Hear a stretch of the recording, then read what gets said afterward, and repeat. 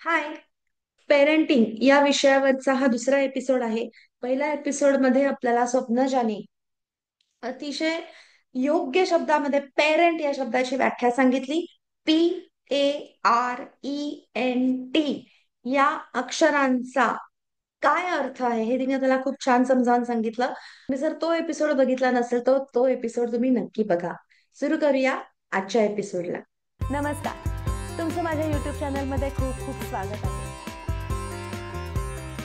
असेल मुलं सतत मोबाईलवर असतात, पेरेंट्स मोबाईलवर असतात. की आपला देश गरीब आहे का? की तुमच्या कर्माला पर्याय नाही.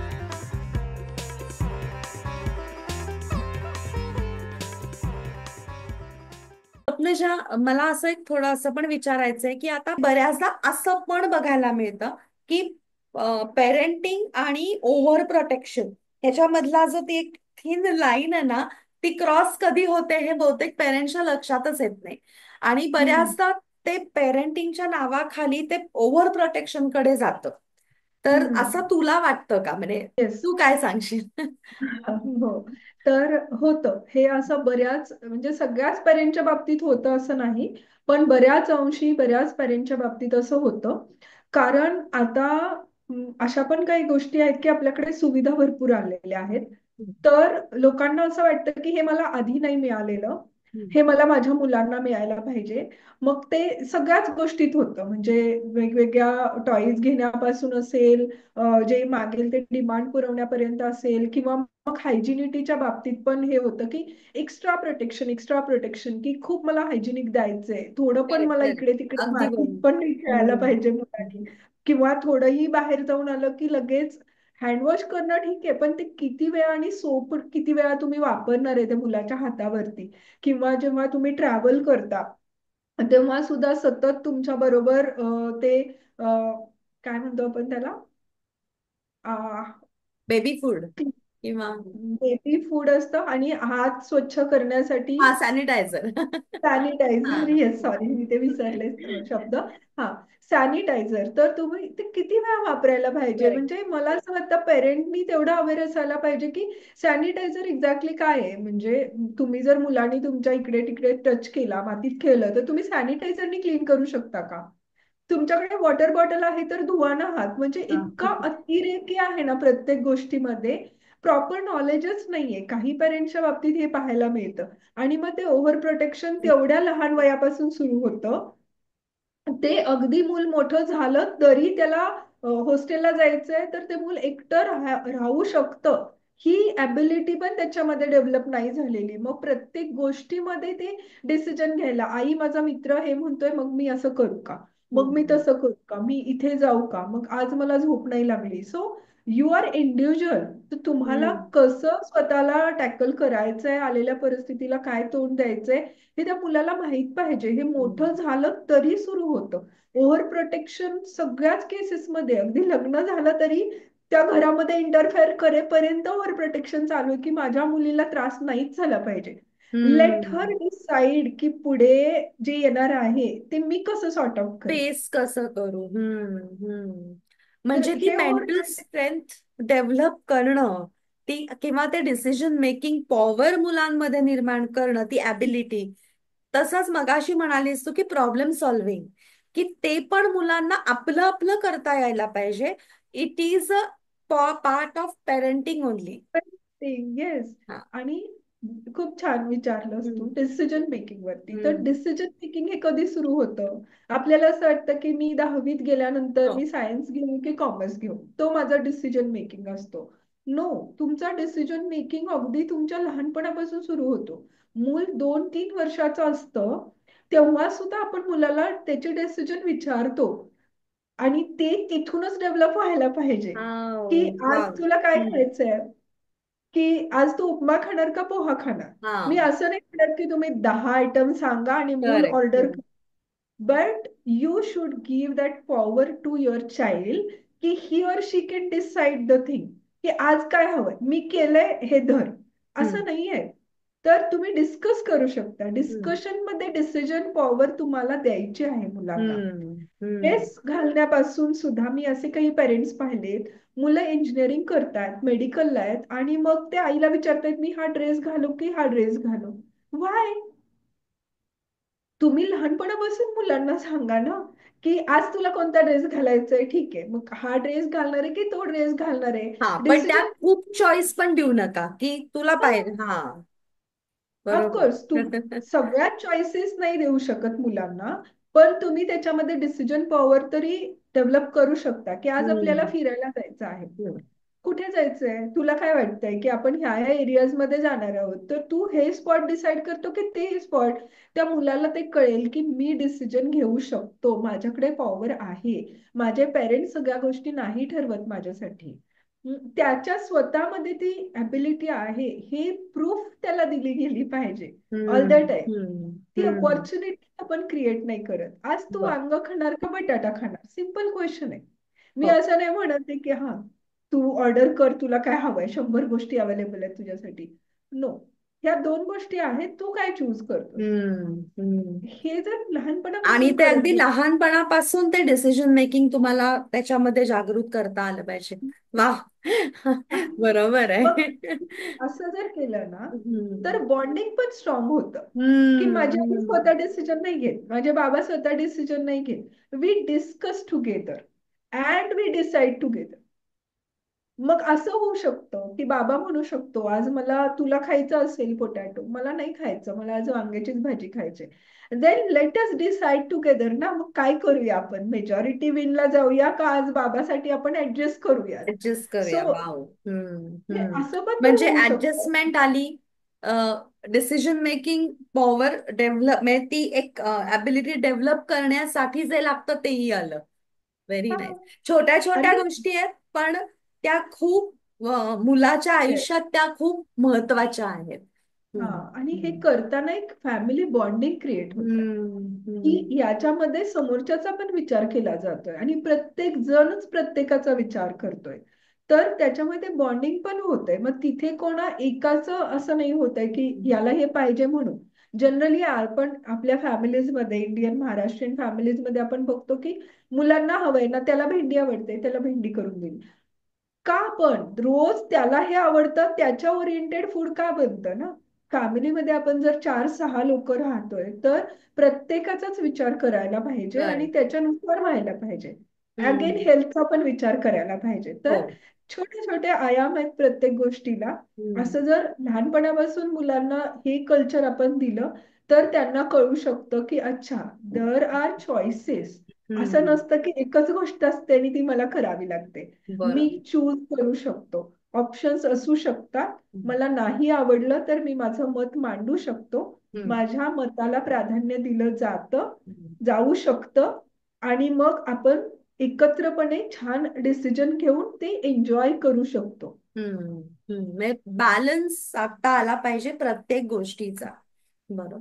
आणि मला हे बघा, असं योग्य अयोग्याची जाणीव करून देताना, म्हणजे की पूर्वी कसं व्हायचं की आपण जर लहान लहान होतो, आपण मार खाऊन मोठे झालोय. हो, बरोबर. हो. पण आपण, बरोबर. म्हणजे मला नाही आठवत की मी माझ्या मुलाला फक्त कधीतरी अभ्यासावरनं वगैरे एखाद दुसरा फटका मारला असेल. या व्यतिरिक्त त्याला कधी कारण आता ती हे बदलतीये, म्हणजे सामाजिक हे म्हणजे काय म्हणूयात, सामाजिक त्याचा एक आयाम तोही बदलत चाललाय पेरेंटिंग कडे हम्म. बघण्याचा. तर मारणं किंवा शिक्षा करणं या गोष्टी अशा म्हणजे चुकीच्या आणि अशा ठरवल्या जात आहेत. पण हम्म. काही वेळेस काय असतं ना, की काही गोष्टी कंपल्सरी की नाही, ठीक आहे तुला हा डिसिजन आज हे तुला आम्ही ती ऍबिलिटी देतो, पण ह्या ज्या गोष्टी आहेत ह्या अशाच झाल्या पाहिजेत. तर हम्म. त्यासाठी काय करायचं, म्हणजे मुलांना ते लागता पण कामा नाहीये, पण त्यांच्यापर्यंत तर ते पोचतंय. त्यासाठी हम्म. तू काय टिप्स देशील? ओके. तर मारण्यावरती तर माझी टीप ही असेल, जसं तू म्हणालीस की आपण लहानपणापासून मार खात आलो. ऑब्विसली मीही अगदी शाळेमध्ये शिक्षकांचा मार खाल्ला, घरामध्ये पेरेंट्सचा मार खाल्ला, अगदी मावशी, आत्या, काकू सगळ्यांचे आपण रपाटे खाल्लेले आहेत. तर आपल्यासाठी ते खूप अगदी म्हणजे रोजच्या जीवनातली हो. गोष्ट आणि त्याचं काही खूप आपण मनावरती घेत नव्हतो. आणि ते आपल्या भल्यासाठीच आहे हे पण कुठेतरी आपल्याला माहित होतं. माहिती त्यामुळे होतं. त्याच्यानी डिप्रेशन आलं अशा केसेस त्यावेळेला नव्हत्या. अगदी आता अगदी. त्या गोष्टी वाढलेल्या आहेत आणि तसं वाटू शकतं मुलांना. पण जर आपण होलिस्टिक वेनी विचार केला ऍज अ पेरेंटिंग कोच म्हणून जर मला सल्ला द्यायचा म्हटलं, हम्म, तर मी नेहमी माझ्या पेरेंट्सना हे सांगते की आपण मारायला नाहीच पाहिजे मुलांना. कारण फिजिकल हार्म टू हम्म, एनीवन, कोणी असू दे, मग ते मूल असू दे, छोटा अॅनिमल असू दे, पक्षी असू दे, हे चुकीचंच आहे. कारण तो एक वेगळा इंडिव्हिज्युअल सोल आहे आणि त्याला आपण रिस्पेक्ट द्यायला पाहिजे. हम्म. मग तो लहान आहे म्हणून त्याला मारायचं आणि मग समजवायचं हे चूक. माराने समजवलं पाहिजे असं काही नाहीये. तुम्ही त्या गोष्टी बोलून चर्चा करूनही समजावू शकता. कारण आपल्याला जे माहित होतं, जसं मी मगाशी म्हटलं, मार हा माझ्या भल्यासाठीच आहे, मग तो मार दिलाच पाहिजे का? न देताही सांगता येतच ना. तर भल्यासाठी मारायची गरज काय आहे? तर फिजिकल हार्म तर नाहीच करायला पाहिजे मुलांना. त्यामुळे मारू नयेच पेरेंटनी, हेच मी सांगेल 100%. कारण मग मारल्यानंतर काय होतं, त्याचा कुठेतरी सेल्फ इस्टीम कमी होतो किंवा मी कमी आहे आणि समोरचा माझ्यापेक्षा जास्त पॉवरफुल आहे हे त्याच्या मनावरती कुठेतरी कोरलं बर जातं. बर परत हेच पिढ्यानपिढ्या पुढे कॅरी होतं. बर. आणि दुसरं असंही होतं की जेव्हा ते लहानांना वागवतात त्यावेळेला ऑल द टाइम त्यांना खूप पॉवरफुल वाटतं आणि समोरचा एकदमच तुच्छ आहे, आता मी ह्याच्याशी हम्म. काही करू शकतो. मग ते लहान भावंड असू दे, स्कूलमध्ये बसमध्ये असणारी मुलं असू दे, तिथे पण तो मेसेज जात नाही. त्यामुळं रिस्पेक्ट इच अदर हे असायला अच्छा. पाहिजे, तिथे हम्म, हम्म, मारणं असूच नये. हम्म. पण मग असं होतं की कधी कधी पेरेंट्स म्हणतात की मला मग कधीतरी कठोर निर्णय घ्यावा लागतो किंवा मारायला बरोबर. पाहिजेच. हम्म, तर मग ते कधी सांगतो आपण की अगदी मूल लहान आहे आणि आता त्याच्या अगदी जीवावरच बेतणारा आहे की त्यांनी कुठेतरी सॉकेटमध्ये हात घालायला जाईल, कुठेतरी आगीलाच हात लावायला जाईल, असं होतं मुलांच्या बाबतीत. किंवा वाकून पाहतोय आणि होऊ शकतं की पडणार आहे, मग ते अगदी जीवावर बेतणार आहे. अशा वेळेला थोडस स्ट्रिक्टली त्यांच्या डोळ्यात डोळे घालून समोर बसून त्याला रागवून त्याला एखादा फटका, तिथे तो पण अगदी हळू, म्हणजे हलका. हम्म. पोपटणं जे म्हणतो ना आपण तसंच, त्याला वाटलं पण नाही पाहिजे की हे, हा म्हणजे त्याला मार आहे वाटलं असं. पाहिजे हा मार आहे, हा. हे त्याला वाटलं पाहिजे, पण आपल्यासाठी ते काही असं खूप लागलेलं नसलं पाहिजे त्या मुलाला.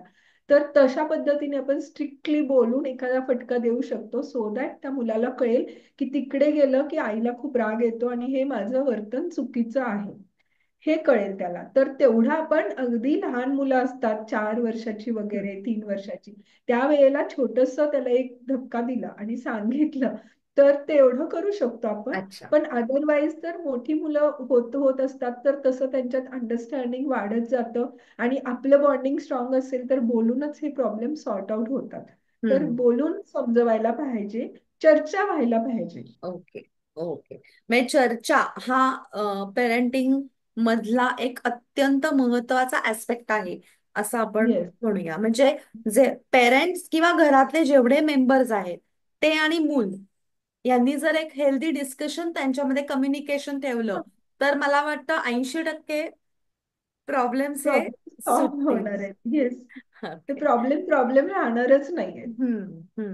Then you will enjoy problems. Problem वाटणारच नाही ना त्या हो. गोष्टी, ते हा. तुम्हाला एक्झॅक्टली. हा, एक्झॅक्टली. तुम्हाला मजा वाटेल की अच्छा हा आता माझा प्रोजेक्ट आहे, ह्याच्यावर मला काम करायचंय. सो सगळे जण त्याच्यावर डिस्कस करतायत की मी काय हम्म. पाहायला पाहिजे, काय नाही पाहायला पाहिजे. हम्म. बसून हम्म. डिस्कस करतोय, रूल हम्म. ठरवतोय फॅमिलीज मध्ये आणि मग आपण पुढे जातोय. Then you are going to enjoy the journey. Child loves discipline हे मी तुझं वाक्य वाचलं आणि मला खूप म्हणजे आश्चर्य वाटलं ऍक्च्युली की कसं काय म्हणजे तू असं का म्हणतेस की चाइल्ड लव्स डिसिप्लिन. मी असं म्हणते, याचं रिझन हे आहे की ऍक्च्युली संपूर्ण ब्रह्मांड, युनिव्हर्स हे एका डिसिप्लिन मध्ये कार्य करतात. पृथ्वी एका पर्टिक्युलर वेगाने फिरतीये, त्याच्यामध्ये थोडीही कमतरता नाहीये.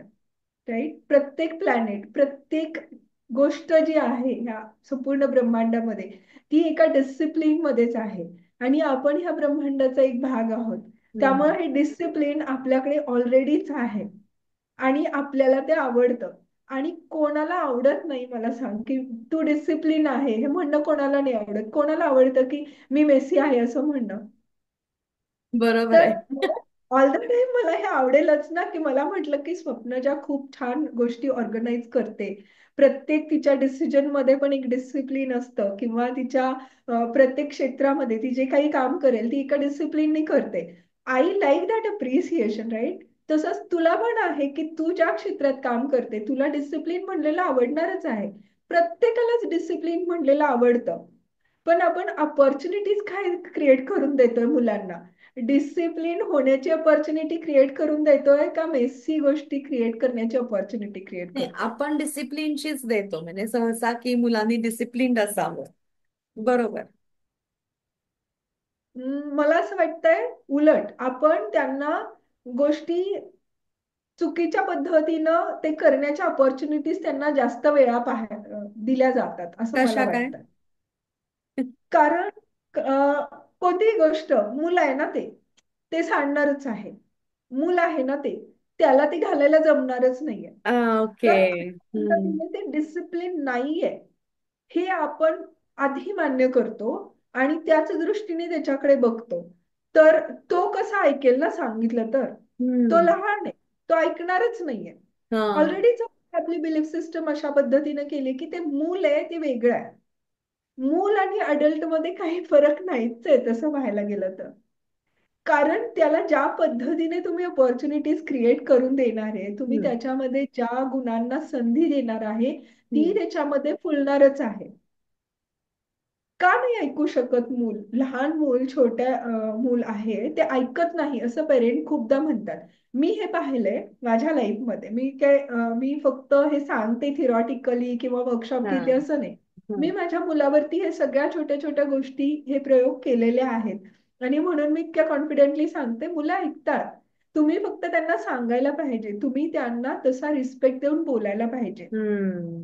हम्म. जेव्हा माझा मुलगा 3 महिन्यांचा होता, आम्ही त्याचं बारसं केलं. त्यावेळेला त्याला मी खूप दिवस आधी, एक 8 दिवसापासून आधी मी त्याला सांगत होते की आता तुझं बारसं होणार आहे आणि एक मोठा हॉल असणार आहे, तर तिथे खूप सारी लोक येतील, मग ते तुला घेतील. मग तू काय करायचं आहेस ते पण मी त्याला एक्सप्लेन केलं होतं, की मग तू छान हसत त्यांच्याकडे जाऊ शकतोस, खेळू शकतोस. तुला जेव्हा झोप येईल तेव्हा तू झोपशील. आणि तुला जेव्हा भूक लागेल त्याच्या आधीच मी तुला फिडिंग केलेलं असेल, तर त्याची काळजी मी तुझ्या भुकेची व्यवस्थित घेणार आहे. तू त्याची काहीच काळजी करू नकोस. आणि हम्म. तुला फक्त हसायचंय, खेळायचंय आणि झोप आली की झोपायचंय. सो हे मी त्याला एक आठवडाभर आधी सांगत होते. तिथे पाळणा असेल, मग गाणी म्हटली जातील, मग फुलं असतील. तर त्या बाळाची जर तुम्ही पर्टिक्युलर व्यवस्थित तयारी केली ना, ह्या सगळ्या गोष्टी त्याला सांगितल्या, ते मूल तसंच रिस्पॉन्ड करतं. आणि तो इतका छान हसत राहिला, त्याला झोप आली की तो झोपला. मी जे सांगितलं होतं तेही त्याने केलं. इतक्या सगळ्यांनी आश्चर्य केलं की हे बाळ रडलं कसं नाही? हा. हो, तर सहसा जनरली रडतात. रडतात. तोंबाळली जातात त्यामुळे. हो. हा. हम्म. आणि तो एप्रिलचा महिना होता. तर हो. थोडस उन्हाळा होता. तर मुलं रडतात जनरली, किंवा हो. कपडे हो. चेंज करताना रडतात. तर हे मी नेहमी मुलांना त्याला सांगायचे की आता मी तुझा ड्रेस चेंज करणार आहे. हा. सो तुम्ही त्याची तयारी करा ना, आधी त्याच्याशी बोला, तुम्ही रिस्पेक्ट करा ना. तो एक सोल आहे, डिफरंट इंडिव्हिज्युअल हो. आहे. की त्याला सांगितलं की त्याला कळतं. पण हम्म. आपल्याला काय वाटतं की तो एक वस्तूच आहे, की चला हम्म. काढले कपडे दुसरे घातले. तर तो वावच देत नाही, आपण ती पेसच क्रिएट करत नाही. त्याच्यामुळे मी असं म्हणते की आपण त्याला डिसिप्लिन राहण्याच्या ऑपॉर्च्युनिटीज देत नाही. आपण असं मानून चालतो की हे मूल आहे, ह्याच्याशी असंच आणि हे बिहेव करायला, असंच वागणार. आणि हम्म. हे असंच हम्म. वागणार आहे म्हणजे तो रडणारच आहे. म्हणजे हे हम्म. इतकं म्हणजे सगळेजण सोशली बिलीफ डिस्कस करतात सिस्टीम. ना, हम्म. हम्म. हम्म. की माझा नातू ना तो पहिल्या बर्थडेला खूप रडला होता. ती कोणतरी सांगता माझी भाची, तिने तर असा धिंगाणा घातला होता. ते दुसरं कोणीतरी सांगतं की अरे अजून अशी वर्स्ट कंडिशन होती.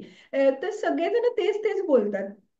तर हे एक्सपिरियन्सेसच नाही आहेत लोकांना, आणि हे कोणी हम्म. सांगतच नाही की किती छान पद्धतीने एखाद्या सोशल इव्हेंटमध्ये 1 वर्षाचं बाळ पण एन्जॉय करू शकतं. करू शकतो. हे कारण आपण बिलीव्ह नाही करत की हम्म. असं करू शकतं, असं होऊ शकतं. अच्छा. हम्म. तर तो एक कम्प्लीट थोडासा डिफरंट पार्ट होऊन जातो, कारण मग तिथे सबकॉन्शियस माइंड, कॉन्शियस माइंड, मग हम्म. मुलं काय त्यांच्या सबकॉन्शियसला कसे ओपन अप असतात पहिल्या 7-8 वर्षापर्यंत, काय बोलायला पाहिजे, कसं बोलायला पाहिजे, ह्याचा एक कम्प्लीट डिफरंट ट्रेनिंग पार्ट येतो ऍक्च्युली. पण हे एक अच्छा. छोटस एक्झाम्पल मी सांगितलं की जिथे एक्झाम्पल. मुलांना रिस्पेक्ट करतो, त्यांना सांगतो आणि मुलांना सांगितलं, त्याचा व्हाय क्लिअर केला की त्यांना कळतं, त्यांना डिसिप्लिन राहायला आवडतं आणि तो डिसिप्लिन आहे हे कौतुक केलेलं सुद्धा त्यांना खूप आवडतं. आवडतं. फक्त त्या पद्धतीने आपण त्यांना ट्रीट करायला पाहिजे आणि ओ. विश्वास ठेवायला पाहिजे. ओके.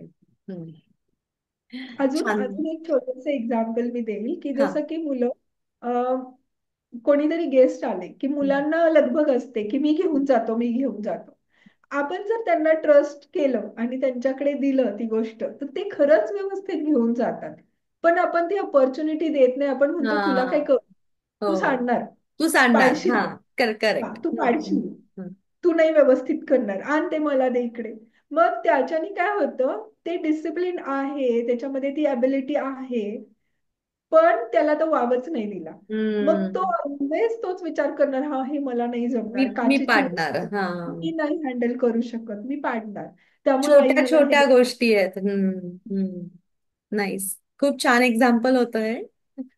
स्वप्नजा, खूप मस्त वाटतं तुझ्याशी गप्पा मारायला आणि खूप छान छान तू छोट्या छोट्या टिप्स मधनं सांगतेयस काय काय. आणि मला अजून खूप गप्पा मारायला आवडतील तुझ्याशी. तर मी तुला आताच बुक करते, आपण अजून एक नक्की ह्याच्यावरती पॉडकास्ट करू शकतो. आणि जसं तू मगाशी म्हणालीस की फॅमिली काउन्सिलिंगही तू करतेस, म्हणजे कपल्स मधलं सुद्धा आणि एकंदरीतच. तर त्याविषयी पण मला तुझ्याशी बोलायला आवडेल. कारण हल्ली घटस्फोटाचं प्रमाणही अगदी रिमार्केबली वाढलंय खूपच. तर त्याविषयी पण आपण जर थोडीसं कुणाला काही मदत करू शकलो आपण या माध्यमातून, तर मला आवडेल. तर याविषयी पण आपण नक्की एकदा गप्पा मारूया. पण आज खूप छान तू टिप्स दिल्यास आम्हाला. मी माझ्या दर्शकांना सांगीन की तुम्हालाही काही प्रश्न असतील तर तुम्ही कमेंट बॉक्समध्ये नक्की विचारा. स्वप्नजा तुम्हाला नक्की उत्तर देईल. Thank you. Yes, thank you so thank you much. So much. Yes. Recording बंद कर.